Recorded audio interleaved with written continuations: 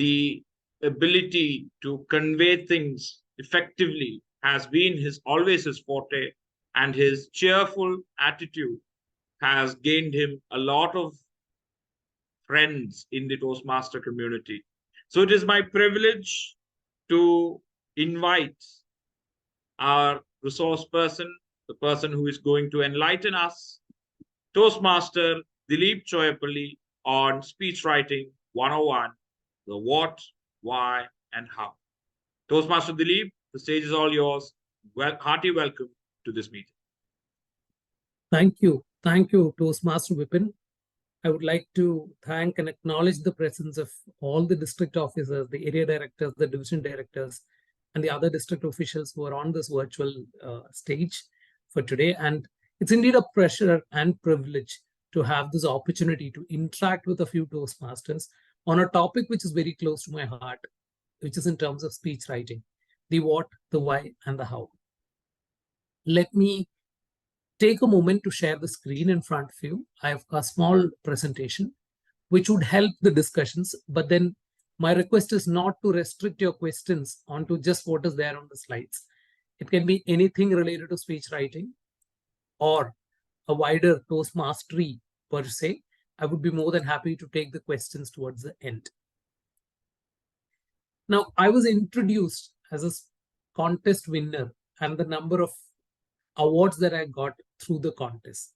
But let me tell you, being a Toastmaster is not just about winning the contests or the events that have been hosted. That's just a part of it. Once you've signed up for Toastmastery, it is the responsibility of every Toastmaster to ensure that they speak. And when they speak, they do it in a structured manner. And that's why this session on Speech Writing 101, which is the why, what, and how of speech writing. Let me break it into three: the why, what, and the how. And I would share my experiences in terms of these topics on why, what, and how related to speech writing. The first building block, why. Can I get any reactions or can I get any views in terms of why would someone write a speech as part of Toastmasters?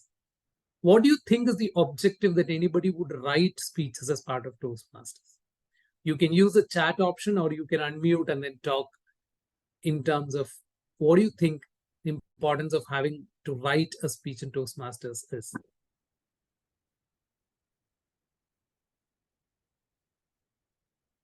Why would you write a speech at all? I have a few chat responses, I believe. Articulate thoughts, share experiences, express oneself so that we can keep time, help organize and frame our views and thoughts. Brilliant. All right.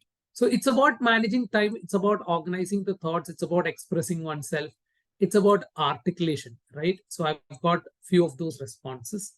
Let me tell you my initial building block when it comes to writing a speech. Let's look at this fundamental purpose, right? Purpose check. What is in it for you through Toastmasters, or why have you joined Toastmasters? There is a North Star goal that each and every one of us would have by signing up for Toastmasters. Can anyone give a quick answer in terms of why you have joined Toastmasters? What's your North Star goal in terms of joining Toastmasters? Any responses? Anybody? Why did you join Toastmasters, if I were to ask you? There are a few on chat. To be a better communicator, improving public speaking and leadership. Yes. So my first question, personal growth, okay. Better myself. All right, let me ask this first question to you. When you write a speech, do you really think of ticking a box and saying, I have done n number of speeches, I've completed a pathway, I've completed a level that helps me progress one step closer to my goal of becoming a DTM or whatever? Effective communication. Thank you. Thank you, Suja ma'am, for that. So when you write a speech, my request to each and every one of you is, try to align every speech of yours, try to align every talk of yours within Toastmasters to that why question in terms of why have I joined Toastmasters and why this particular pathway. So in my Toastmaster journey, I have chosen two pathways. One, I started with effective coaching as a pathway because my role at that point in time was into learning and development. And I wanted to step up myself by giving coaching to my fellow colleagues at the office or anybody who could come to me with a career advice. So when I looked up at the list of pathways that Toastmasters is offering, I said, okay, among all this, effective coaching is something that I resonate the most with. And there is a career progression for me when I take up effective coaching as a pathway. When it came to the second pathway that I was choosing, I thought among all that, now that I'm in a leadership role in a particular organization, I would want to go for dynamic leadership as a pathway. So I had a purpose check. I had a reason each time why I choose a particular pathway, why am I part of Toastmasters. And every speech I write, I try to reflect on, does it connect to my first and foremost goal, that North Star goal that I'm taking up. Let me tell you, I'm very clear even now what my next pathway is going to be. I have a certain idea in mind that will guide me to the next pathway. And when I take the next pathway, I'll have an alignment in terms of what is the speech that I'm taking, what kind of topics that I would discuss. Now, this I believe is something that many Toastmasters miss out because for them, it's about doing a certain number of speeches. If I do 17 speeches, I complete a pathway. And then there are certain pins, laurels, contests, there are certain events that I can be part of. Let's not try to look at it that way. Every time you sign up for a club, you sign up for a pathway, you sign up for a speech, does it align with your primary goal of choosing Toastmasters as a reason? I think that is something which I would want each and everyone to think of going forward now that you've listened to me today. Now, once you're clear with the purpose check, let me come to that point in terms of why write a speech. Many of you already told. Writing a speech helps you understand yourself better. It gives you absolute clarity of thought. Now, this is a warning or a signboard for many Toastmasters who feel that, okay, it's a matter of 7 minutes. I have the confidence. I can go ahead and speak for 7 minutes. I need not structure it. I've seen that approach from Toastmasters. Even at your workplace, even when it's a personal talk that you're having in your relationship, right? You just start talking without a lot of preparation. But think about a situation where you have clarity of thought. You want to express what you want to say. For a moment, let's switch off all professional elements here. You're in a heated argument with somebody and you just let loose your tongue and then you make a few statements. Sometimes that relationship becomes irreparable in the future. But what if you were to pause, step back a bit and think of what you want to say? I want to express my feeling. I want to say that, instead of yelling at a person, think about putting it this way. I was very disturbed by your comment. I got super annoyed with the way you treated me that day. You're not yelling at them, but you're expressing a feeling. Try putting clarity of thoughts, organizing your thoughts, writing a speech can help you there. Now, when you're in a heated argument, you cannot go and write a speech and then talk to that person. But I'm telling you, what if you had the time to do that? It brings absolute clarity in your thoughts. Most importantly, it prevents mistakes. The first version of the speech that I prepare and the nth version of the speech that I deliver are going to be two different animals. And through this course or through this journey, I would have corrected so many mistakes in that speech. Now, this is the beauty. You become very familiar with your speech each time you write, rewrite, and improve it. Now, let me tell you, there are 4 fundamental blocks of communication: listening, reading, speaking, and writing. When you write something, you're in turn reading, speaking, and listening, which means writing is one simple tool through which you can conquer all the other areas of communication. Now, I often get asked this question in terms of, hey, when do I write my speech? I've got a club meeting day after tomorrow. Is it okay I write it today, or is it okay I write it tomorrow? My answer is no. The moment you have a seed, the moment you have a seed idea of a speech, start penning it down. If you're comfortable using the pen and the paper, do it that way. If you're comfortable using a tool like a Microsoft Word, do it that way. Because it always helps to consolidate and crystallize the ideas the moment that it gets formed in your brain. Once you do that, it is a matter of revising and revisiting that speech. So the moment you think of a speech, the moment you get an idea, the moment you have that spark of the idea, start writing it down quickly. It could be in a journey, right? You're sitting in a train and you suddenly see something. You want to ensure that, okay, you talk to the world about it. You make it a speech. Just take out your mobile and then type it in your notepad or wordpad, which is available on the mobile phone. It can be as early as the idea gets struck in your mind. Now, there is no magic number in terms of how many times you want to write it, how many times you want to rewrite it. It's a function of time. The more number of times you rewrite it, the better the speech is going to be.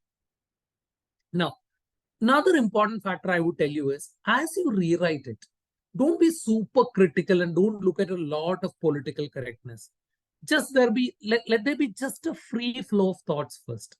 And then when you rewrite it, try to align it with the objectives of the speech and try to align it with some elements which I'm going to talk to you about when you discuss about the how part of it. So when you rewrite, focus on the purpose, focus on the elements that are there in the speech. And what are those elements in the speech? I'll come to that in a short while. Now, one last question there, which would be there in everyone's mind: should I rewrite it at all? Because this is my original idea, right? I want to be absolutely right, and I want to be absolutely politically correct when I'm making this speech. My request is rewrite at least a few times if you can, because you become more familiar with the speech that is in front of you. So why should I write the speech? There are n number of reasons, but for me, the primary reason is clarity of thoughts, and you become more familiar with your speech each time you're going to rewrite that speech. Those would be my top 2 picks. Now let's go to the next section, which is in terms of what. What comprise speech writing? What are the elements that you have to take care while you're writing a speech? Again, I will go back to that point, the purpose. This is something which I've often observed in clubs, wherein people come and deliver a speech. It is just about making a 5 to 7 minutes presence in front of an audience and talk about something. Now, Toastmasters as a framework, pathways as a framework, always gives you a purpose of the speech. For example, if somebody is there in level 1 and it's an icebreaker, even if you are a very seasoned speaker, the ice breaking is about you becoming familiarized with the club and the club becoming a familiar person to you. So in icebreaker, you're not supposed to talk about a lot of your experiences. You're not supposed to tell a lot of stories about it. But icebreaker is all about you. That is the purpose of icebreaker. Now, at the next step, it beautifully prescribes that you can give a speech, take a feedback so that you can implement an improved speech next time. Tell a story, tell a motivational message, tell about something that is very close to your heart, tell about a hobby or a passion. The purpose is just to speak, get a feedback, and implement a better speech later. Now, as you advance through the pathway, there is a purpose statement connected with each and every speech. I would want all the Toastmasters to read the purpose before you even start writing the speech completely. Now, there is a chicken and egg story when it comes to, do I write for a purpose or do I find a purpose after writing it? I'll come to that before I end this conversation. So you have to have an idea first in terms of why you're going to speak at all in that particular club. Now, many people come to me and ask, you had a wonderful speech, but you lost that day. Aren't you sad? I give the response saying that, if there is one person coming and telling me that there was a wonderful speech and there was a key takeaway from it, that's the biggest laurel that I always carry back home. It's not the trophy or the certificate. I would be more than happy to receive it. But then even if I don't get it, if people resonate with my speech, people relate with my speech, People change one habit of theirs after listening to my speech. That is my purpose, not the win. So what is that purpose? Whether it is a contest, whether it is a club, this is a first and most important aspect for you. Let me move on. One, you've connected to this purpose. Next is have the building blocks. I always bucket a Toastmaster speech into three. And this is one technique that I do when I do the evaluations also. You have to have content. What are you going to talk about? Now, maybe you're going to talk about a passion of yours. How hiking or mountaineering has helped you become a better professional. That could be the content. You're talking about how hiking, you're talking about mountaineering, which is a passion that you carry with you along with your work. And you want to tell folks how it will make you a better person. That is the content part of it. So focus on that skeleton as the primary content for you. Now it is a matter of structure.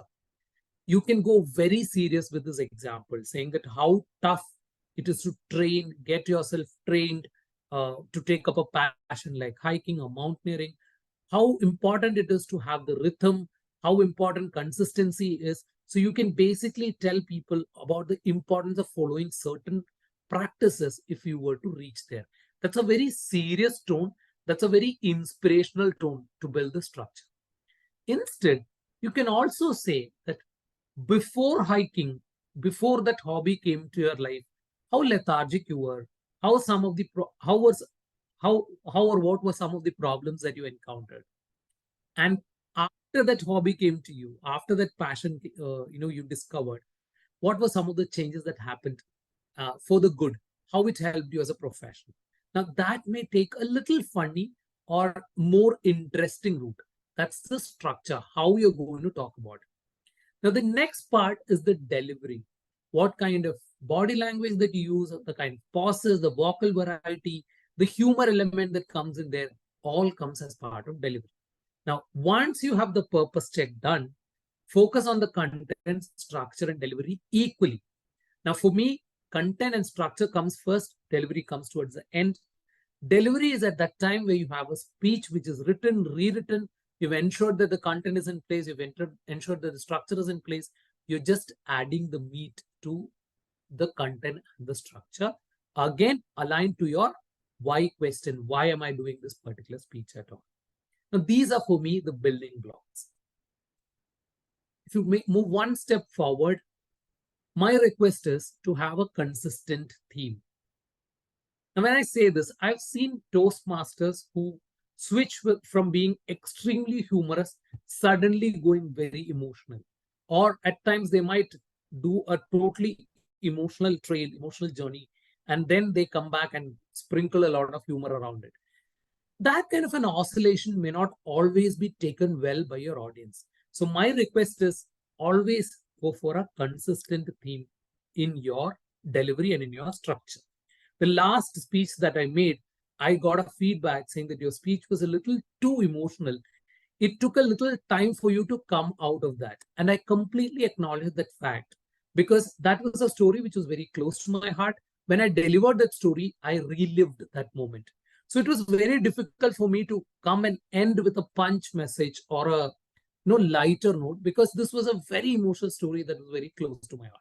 So I decided to follow that consistent theme rather than messing up with two different styles. So it can be humor, it can be emotion, it can be very persuasive tone, wherein you end the speech by saying, if not hiking, if not mountaineering, I would want each and every one of you to pick up at least one hobby that will help you go miles forward in your professional career. That can be a persuasive tone. It can be inspirational, it can be motivational. But do try to end the theme or do try to end the conversation with a call to action. What do you expect the audience to do differently after you have completed the delivery of your speech? To rewind or recap, have a complete connect to a purpose statement. Think about the structure, think about the content and the delivery. Try to weave a consistent theme across your entire speech. Now, let me come back to that last building block, in terms of how do I go about it. Now, this is the right speaker's block, I call it. Many people have ideas, many people have good vocabulary, but they don't know where to start from. I have a few tips and tricks. Again, I don't count myself to be one among the best speakers, but these are some of the things that I've experienced myself as I was going through this journey of speaking and winning some of the contests. I have put 3 pictures here. Any suggestions or names that you want to give to these 3 pictures? Anybody? Thought, bait, and food. Sorry. Thoughts, bait, Thoughts, and food, maybe. bait, and food. Thoughts, bait, and food. Okay. Quote, hook. Okay. Any other words that come to your mind? What food typically comes in this mode? What do you call it when it is packed like this?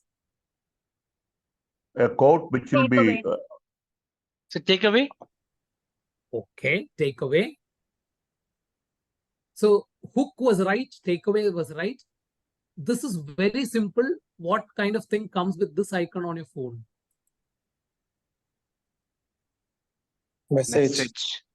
Message, absolutely.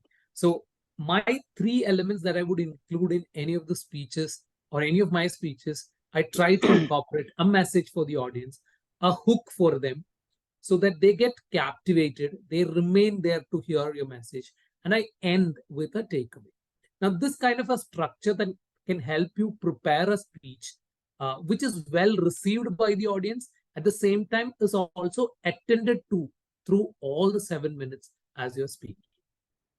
Now, let's take an example. A message can be very simple. Say, quit smoking, say no to drugs. Those are all your messages. Now, when you have a hook there, now the hook is very important for you to come to the takeaway. Everybody knows smoking is bad, smoking is injurious to health, or saying no to drugs is a good thing. But how do you just rivet it onto the audience is by giving a strong takeaway message or converting this message into a strong takeaway.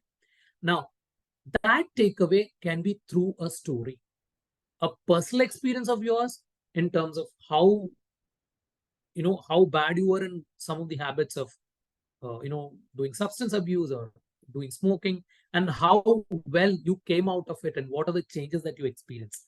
This would give them a takeaway. If somebody is going through the same kind of problems, this would give them a way to correct themselves. So message is just about saying the message, but takeaway is packaging it in such a way that somebody can implement it through an action. Now let me come to this bit of a hook. That hook is one statement or hook is one humor element which gets repeated 2 or 3 times across your story, across your speech, by engaging the audience. I always take an example of one of my favorite speakers who won the international speech contest. He's a Sri Lankan. His name is Dhiren Hitrachi. Now, when he did that speech, he had the statement, "I see something in you." That was the title of the speech as well. So every time he comes back with a statement that I see something in you, and then he adds on saying, but I don't know what it is. This kind of a hook pulls the audience out and that they listen to the entire speech throughout the 7 minutes. So that kind of a resonating statement, which everyone would want to connect to, is what I call the hook of the message is. So if you can try packaging your 7 minutes with these 3 components, a message, a hook, and a final takeaway for the audience, I think your speech will go one step up. Once you write the speech, try to see, okay, whether I have a message, whether I've given the right takeaway. Is there something for the audience to listen that prompts them to listen? It can always be a suspense. You tell a small story and I say that, hey, there is something coming to you towards the end of it, which would blow your mind. If you can give that feeling, that itself could be a hook for the audience to remain seated and listen attentively to you for the rest of the speech. So these are my elements in the content. Now, one bit in terms of where do I get the topic from? Many speakers have this challenge. Oh, my pathway reads, I have to do a research and presentation. But where do I get the topic from? My job is absolutely not related to research. I've got two examples in front of you. When I did my pathway and I was in the research and presentation topic, the organization that I was part of was talking in length and breadth about artificial intelligence and machine learning. I said, why not I learn a little bit more about it and use that as a research and presentation topic for me. The club that I was part of had so many senior members who were very limited in terms of their knowledge on technology. So I use that as one of the ways to educate them, at the same time learn myself in terms of what artificial intelligence and machine learning is all about. And the way I connected that story was about how every device around you listens to you and then tries to sell you something. So the first statement that I made in that speech was, has it occurred to you that you searched or you talked about something that you want to buy, and the next moment your Amazon app suggested that in front of you? And many people sitting in front of me had that aha moment and they said, yes, we have experienced this. Then I went on saying how it works. This is part of artificial intelligence, how machine learning helps the entire concept of AI. And then I moved forward to put my blocks in place so that it became a research and presentation topic for me. I did the research so that I am educated first before I educate somebody else. So this is one example of how a level 1 project can be done. Now, beautifully, another senior Toastmaster who was in our club, it was an eye-opener for me where a research and presentation can be done in that way. That was a time where the Kerala floods had ended. The second episode of Kerala floods had ended. He talked about all the good people who helped others around them when people were stuck in floods. He talked about the people who rowed the boats and then helped the people. He talked about the gentleman who bent down and helped people get into a small boat. It talked about that beautiful soul named Naushad from Cochin who distributed clothes by opening a shop and saying, you can take whatever you want. So the entire thread was about research. He researched about the people who helped others during the floods, and he weaved a beautiful story around it. And I was awestruck the way the senior Toastmaster presented the research and presentation topic. What I'm coming to is, the stories are there, the topics are there. If you're a person who reads a lot, be it journals, website, books, you are at an advantage. You can get a lot from your readings. If you don't read, if you don't find time to read, my request is just look around. You're walking, you're taking a morning walk, you look at the people, you look at the activities the other people are doing. There might be animals that come against you. There might be someone who's walking with a dog. You're entering a crowded bus. There could be something happening in the crowded bus. You suddenly see that someone is in distress on the road as you're driving. You stop the car and check, hey, what happened? You're in a train journey or you're traveling, you're waiting at an airport. There are so many stories that are around you. You just have to look around and always try to connect your story to the purpose of the project. And this is what I said that I'll tell you towards the end of it. You will struggle when you want to write the purpose first and then go hunt for something as a speech that will help you fulfill the purpose. Instead, if you look around, if you observe people, if you read, if you reflect every day evening in terms of what has happened through the day in your life, you get umpteen number of subjects, umpteen number of speeches, which you can come back and present in your club as part of your project completion. So this is one source of inspiration for me where I get topics from. Now, 2 checklists for you. Start writing. And when I say scripting a speech, start writing, let your mind pour into a white paper or let your mind pour into a Word document, empty screen. Write all that comes to your mind. You might go all the way to 6 pages or 8 pages. That's absolutely fine. Now the magic begins. You have 7 minutes in front of you. All you can have is a maximum of 720 words, which means if you use a font size of 10 or 11, it's a page and a quarter on an MS Word. Use that as your upper limit. If you've written 8 pages, be ruthless on your speech. Cut it down to this 1.5 pages or 1.25 pages. Just keep the things that are most required. Try to shorten your sentences. Try to cut out things which are not relevant to the course of the speech. Always have a check. Do you have a right opening? It could be a quote. It could be a humor. It could be something that can lighten the entire mood. It could be something that will get that hook right away for the audience to listen to you. Do you have a punch closure? Will people do something differently after listening to your speech? What is your hook? Does it capture the audience? What is your style? Write down. I want to make this humorous. Oh, okay. This particular sentence is very serious. I want to rewrite and make it humorous. Or I want to take an emotional trail. This will give a little personal reference for everyone who's sitting there. What is your message? Does it resonate number of times through the speech?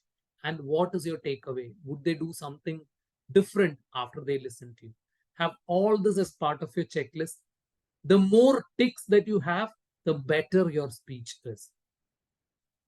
Let me also summarize some good practices that you as a speaker can do. Now, let me tell you, you have signed up for Toastmasters. It is like going to the gym, right? Just by paying the fees or just by going and standing there, you're not going to make any improvements on your health or on your body. You have to get onto the treadmill. You have to listen to the trainer. You have to pick up a few weights. You have to sweat. Now that you have signed up for Toastmasters, let's be ready to sweat a little bit for our own improvement. And for that, I've prepared something called a good Toastmasters checklist. I'm asking you, did you plan your pathway? Do you have an idea of at least what the next 3 speeches of yours are? Did you contact your VP Education regarding your progress? Did you plan your speaking slots? Today is 16th of September. At least you should be telling your VP Education that, hey, I've got a confirmed speech for 30th of September and I'll work towards it. Did you write your speech? Did you check alignment with your speech objectives? Did you rewrite it at least once? Did you send it to your mentor for a review? Now, this doesn't mean that you incorporate all that the mentor says, but at least did you have a third eye look into your speech? Did you rehearse? Did you fine tune it? Did you send the evaluation resource to your evaluator ahead of time? Did you speak to your evaluator after the speech? And did you speak to your mentor after the speech? How do you feel about it? What are some things that you did well, some things that you didn't do well? Now, I am also not a good Toastmaster. If you go by this checklist, I might be skipping a few of them, but at least I do 80% of it. If you're at a 10%, 20%, 30%, 40%, there is definitely scope for improvement. You can come a long way by putting a tick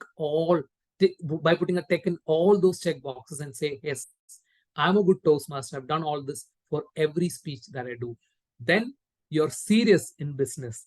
Then you're getting onto the treadmill. Then you are sweating, and definitely there'll be some results that your mind will show as part of Toastmastering. Friends, that is where I would want each and every one of you to live with. The floor is now open for questions. I hope the last few minutes, last 30 to 40 minutes had been engaging and value adding to each and every one of you. I'm here to take any questions that you may have.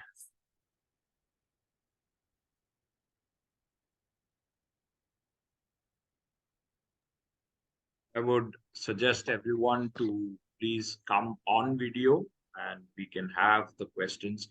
You can raise your hands first using the emoticon there. You can raise hands and we can take it one by one.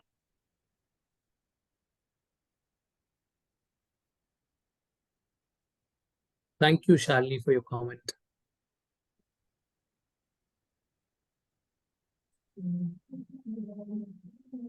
Hi, Toastmaster Dileep.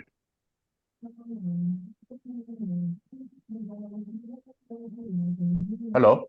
Yes, yes. Toastmaster, Distinguished Yeah. Toastmaster Bala, please. Yeah. Dilip, see, when we are talking about speech preparation, one is the speeches that we need to prepare as per the Pathways program. And another one is the one that you need to prepare if you are going to take part in a contest, which doesn't have any general guidelines or anything, isn't it? So I believe that, see, firstly, let me tell you, it's quite an interesting session. That's the first thing that I wanted to tell, actually. All right.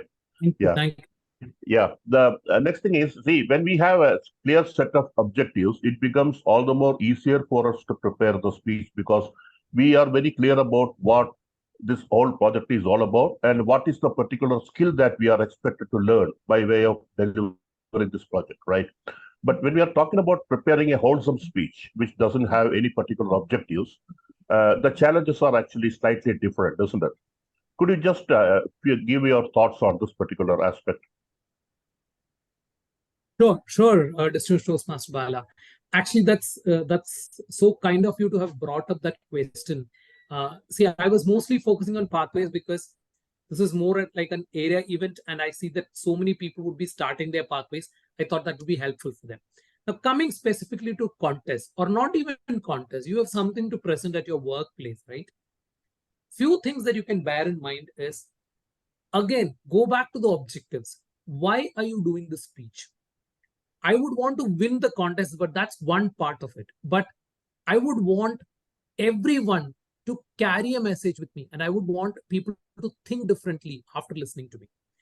I would want to be known as a speaker. I would want to be accepted as a person who's with a wealth of knowledge. I would want to be recognized as a resource person. So there would be an objective that you are doing this speech. It could be a contest, it could be something at your workplace. Always start from the objectives is what I would say. Now, specifically, if I were to switch the scenario to corporate environment and give one tip for speakers there, it is always good to have data with you and substantiate your arguments with data. And one tip that I would say is don't go for words or terms which are very vague. For example, there was a large, there was an upsurge or there was a high in the number that we had with in comparison to the previous quarter. If you make statements like large, high, and all that, you're not quantifying it. But instead, because we did this initiative, our sales picked up by 1.5 times as compared to the previous quarter is a very definitive kind of an answer. So my view there is, depending on the seriousness of the audience in front of you, depending on the objective that you're going to present, tweak it a little bit in such a way that there is data with you. There is definitely, but a message and a takeaway always stays. Now, one of the things that we used to do in common gatherings is we first make a wireframe for any speech or any presentation that we have, and it from one end to another, so that is it consistent? Is it conveying what we wanted to convey? And then put topics into it or subject into it. That's the way we used to, attempt it. So again, I go back to the 2 points in terms of there has to be an objective, there has to be a message or takeaway, but the implementation of it varies from whether it is a club speech or a contest speech or at your office. It varies, from one place to another. All right. Thank you. Yeah. I can see hands raised. I think Dr. Archana. Yeah, Dr. Jasmine. Archana, please, you can ask the question. First of all, that was a wonderful session with a lot of insights for me. The question I have is, do we necessarily have to have a story in a speech? Because sometimes we don't find a personal story where we could connect with the purpose of the speech. Understood, Dr. Archana. Very, very valid. Storytelling is probably one style, and I use stories a little more because that is one favorite style of mine as well. I completely understand that there cannot be a story everywhere. It could be just facts, right?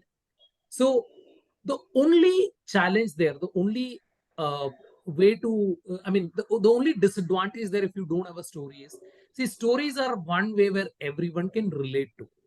So you probably will have to substitute that with something that is very engaging. It could be a question answer session that you have with 2 or 3 of the people in the audience, or it could be some fun instances of fun quotes that you can bring about through your speech, so that the speech becomes a little more engaging. And I completely agree with you. There need not be a story in every speech, and there cannot be a story for every type of speech. So it can be up to your style on how to make it engaging otherwise. Okay. And the hook you were telling is like stories, questions, and quotes, whatever you said. This No, is the hook it you could were be, talking about? it could be a very plain statement as well. You know, say for example, your title itself is something like the Great Wall of China. Somebody would be very Okay. curious to know what this person is going to talk about the Great Wall of China. And you know, let's assume your initial 2 lines didn't have anything about the Great Wall of China, right? Naturally, there is a curiosity that is built on how this is going to get related to the Great Wall of China. So that's one way to hook your audience onto your speech. It could just be another statement, like I said, in case of one of the international speech winners. The statement was, "I see something in you, but I don't know what it is." So this is a statement that the person was repeating throughout the speech. And the beauty is, the moment he comes to the second or the third time that he makes a statement, audience naturally repeats that with him. Thereby, he's taking that entire audience along with the journey. Okay. Okay. Got it. Got it. Thank you so much. And Thank you. message and takeaway are also same, I think.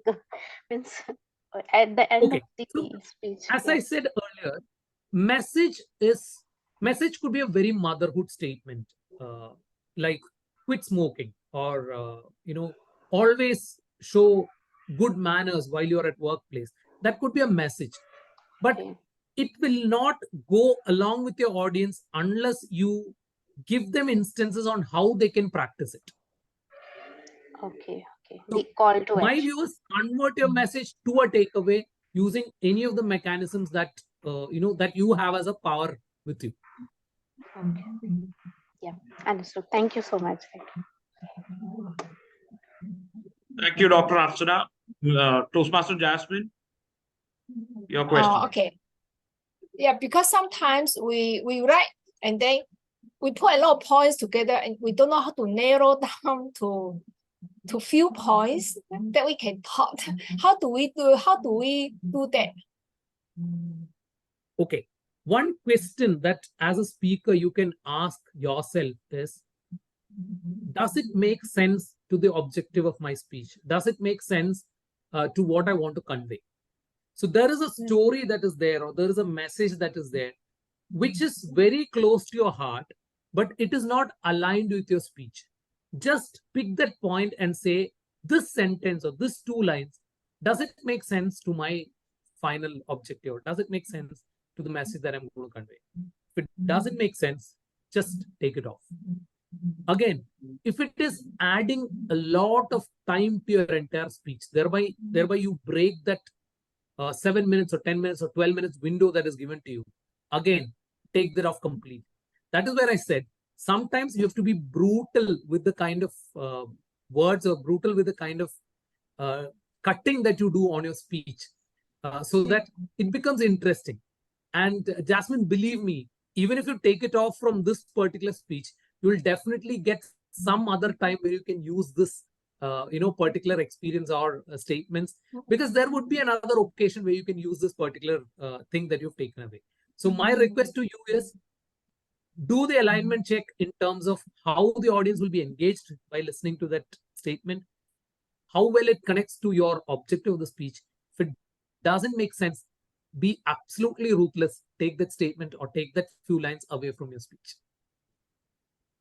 Well, okay, good. And then what about the story? When we talk about the story, where do we put the story and how long is the story to be in the 7-minute speech?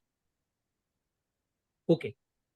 See, I've seen people using a mechanism where they start with a very short story, maybe 2-3 lines, summarize the entire content and say that, hey, when I was doing this particular role in way back in 2002, I did a mistake. And this was a mistake that I did. Then after a few statements in your script, you come back and say that in 2012, when I had a similar situation, I had already learned this, I did it differently. So you're playing back to the same story, making references to that same story 2 times in your entire speech. And the shorter it is, the better. But the challenge there is you might have to concise the story using the right words so that it doesn't take too much of time through the speech. There is another technique that many people do. They go with a story for half of the speech, and they ensure that the story is conveyed during the first half of the speech. And the second half is all about what the audience need to do differently now that they have listened to the story. So these are 2 ways that I've seen many people doing it. There is a wrong way of doing something. You learned a message from it, talk about the message, bring one instance where you did the right way of doing it. That's step 1. Another way is there is an entire story narrated, half of your speech is done, what you learned from the story, and then play back the message to the audience. Thank you so much.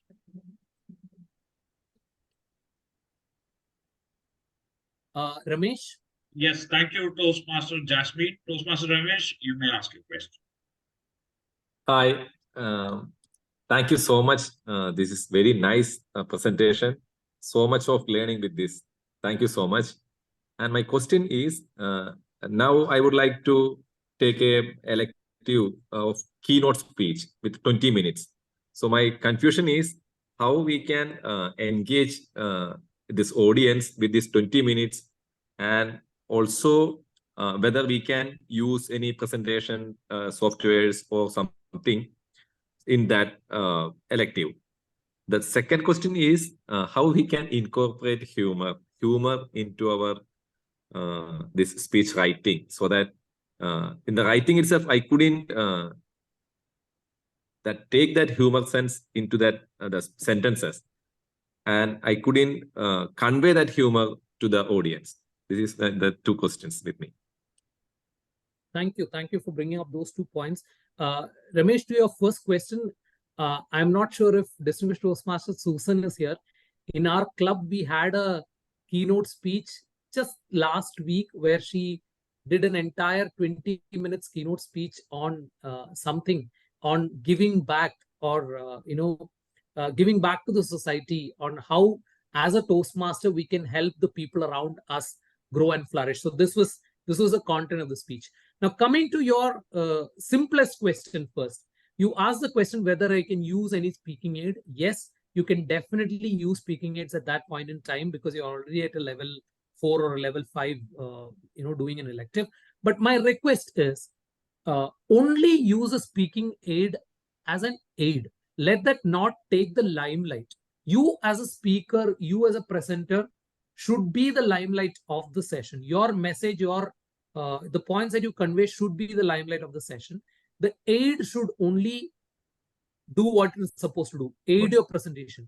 It could either be just bullet points, it can be flashed whenever it is needed, or you can say that, hey, now that you listen to this, there is a short video that I want to show you. This is the video. So use it that way as a supporting material.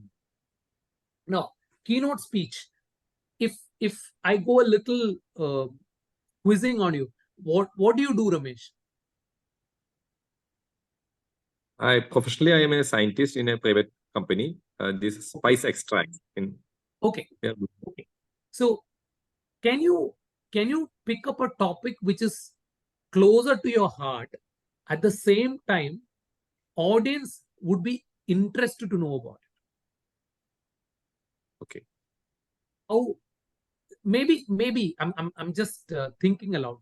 The journey of a spice from the place it is cultivated to your kitchen, and the kind of transformation that it goes through inside, and finally it ends up of being used to mankind.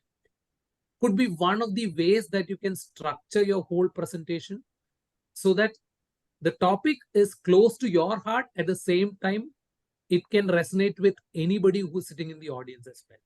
And think about that entire journey, how to make it interesting, and then tell it to the people. That can constitute a 20-minute, easy 20 minutes keynote speech for you. Thank you. Now, coming to the next question in terms of how to incorporate humor. See, the best person whom you can take a dig at is yourself. It is self-deprecation is one easy way and very tried and tested method on how you can generate humor. Say, for example, how much of intent you have to reduce your weight, but you never feel like getting up from your bed in the morning. So you are the character there. All the problems, all the feelings that this character faces is something that you go through, right? So you as an icon of how bad a person is can be one way of generating humor in front of people. Another way is look at an instance, right? And look at how people see it from a humorous angle. Say, for example, I had a stand-up comedian who said that I had an uncle in the family group. One fine morning, his good morning message didn't come, and I thought something happened to him. So this is something that we all would have experienced in family groups. There are people who are very fond of sending you good morning messages, and suddenly this good morning message disappears. You feel that, okay, something happened to this person. So there, the element is not you. The element is something which everyone can relate to. Another thing, you can talk about the teacher who always used to make you write an essay on something which you were bad at. We all had the teacher at school, or we all had a problem with a mathematics teacher who used to be very strict in giving marks. So there are certain common things which every person would have gone through. Pick up one of those elements and try to generate humor out of it. Always, I would say the best person to take a dig at is yourself. If it is self-deprecating, no complaints from anybody. You're doing a self-criticism on yourself. Got it. Thank you. Thank you so much. We'll Thank try you, for that. Toastmaster Ramesh. Thank you, Toastmaster Ramesh. We'll have a final question. Toastmaster Hiba had just texted to that she wanted to ask a question. Toastmaster Hiba, are you there? Yes, I am. Yeah, you may ask your question. Yes. When we are speaking a speech, there's always still one point where you get stuck, especially table topics. When it comes to that point, you get stuck, and a lot of words and a lot of thoughts come in between, and you do not know what to say next. So, to tackle that at the moment, if, for example, I get the topic about smiling, if that's my topic, I get like a lot of ideas at the moment, and whatever I say out, it comes jumbled, like everything comes jumbled. So is there a way to narrow down points other than hook the three major points you told, the hook and all of those? Is there a way I can on the spot, how I can easily think, right? Yeah. Okay. Got it, Hiba. I can lecture about table topics in the same format. Everything that I talked about a major 7 minutes or a 10-minute speech applies to a table topic also. But now that you've talked about your topic, right, let me attempt that. You talked about smile. Yes. Okay. See, I am a very jovial person. I make friends with anybody and everybody whom I meet. I'm a very happy person. Hello, Toastmasters. Guess, do you believe me? Do you believe me? What if I say, hello, friends, I'm a very jovial person. I would like to make friends with anybody and everybody whom I meet with. I'm very happy in the company of good friends. What was the difference, friends, in terms of my first statement and the second statement? That was a broad smile on my face. Now, let me ask each and every one of you, how much of a difference would a smile make in your daily life? A smile can cure a lot of problems. A smile can build relationships. And believe me, smiling doesn't attract tax or GST. It comes completely free. It takes less number of muscles than a frown on your face. So let me ask you, friends, why don't you give a smile to each and every one of us sitting in this virtual meeting room? If you can't do it on screen, there are remote icons available there. So friends, this is a time for all of you to give a big, broad smile to ourselves. Timer, did I qualify 1 minute? Yes, you did. So Thank you so much. Hiba, to your question,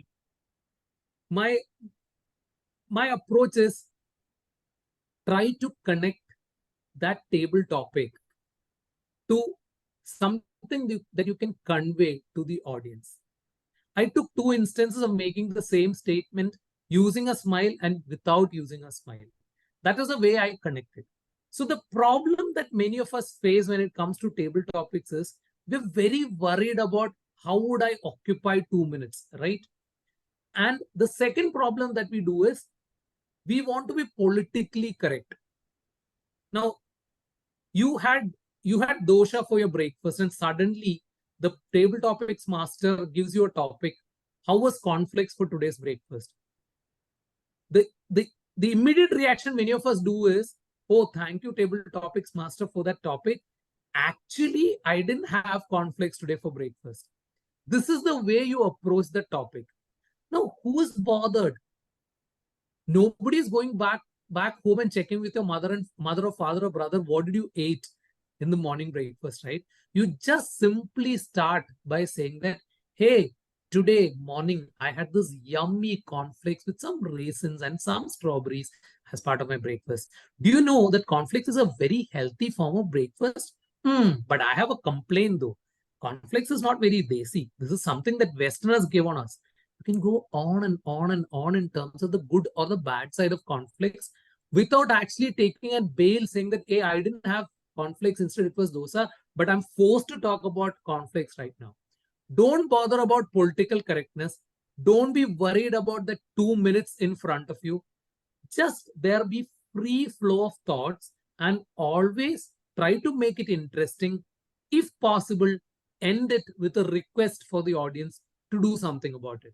That will give you a very good table topic, Hiba. Oh, that was beautiful. Thank you. Thank you. Thank you so much. Thank you.